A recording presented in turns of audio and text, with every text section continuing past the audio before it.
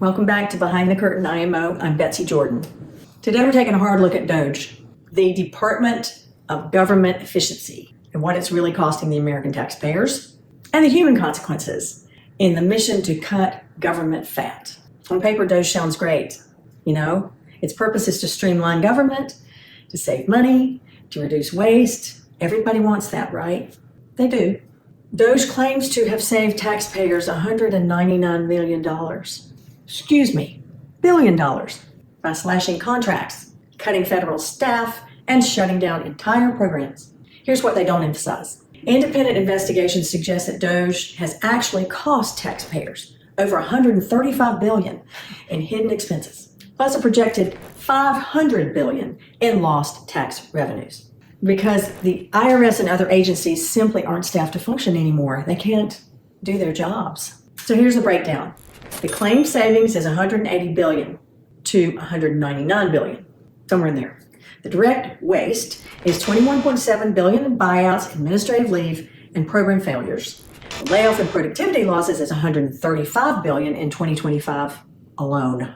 The IRS revenue shortfall, at least $500 billion projected. Now let's talk about the human cost. To meet its savings goals, DOGE targeted global aid programs like USAID and UNICEF. Cutting these programs doesn't just save dollars, it costs lives.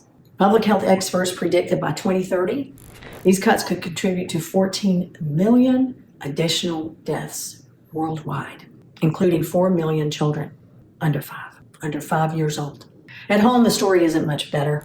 Over 260,000 federal employees are gone. Basic services like Social Security support, small business grants, and even disaster response are slowing to a crawl. This is real-world effect of efficiency. Fewer people do the work. More people who need help are waiting longer to get it, and sometimes losing their lives in the process. So what happens if this continues during the rest of the Trump administration? If we project it, here's the likely scenario. Net taxpayer costs keep climbing. Global instability increases as humanitarian support collapses. Critical domestic services fall behind, eroding trust in government itself. That's important because it looks like government's being inefficient, right? If it slows down. But it's because we tried to cut programs and costs for efficiency. It's ironic, right? In short, DOGE may leave us weaker, poorer, and less secure than before. We're certainly seeing signs of that. So efficiency is important. But cutting programs that save lives and drive revenue is not efficiency. It's self-sabotage. As always, I'll keep peeling back the layers so we can see what's really happening behind the curtain. IMO. Thank you for being here. But don't forget to like, share, and subscribe for more independent analysis.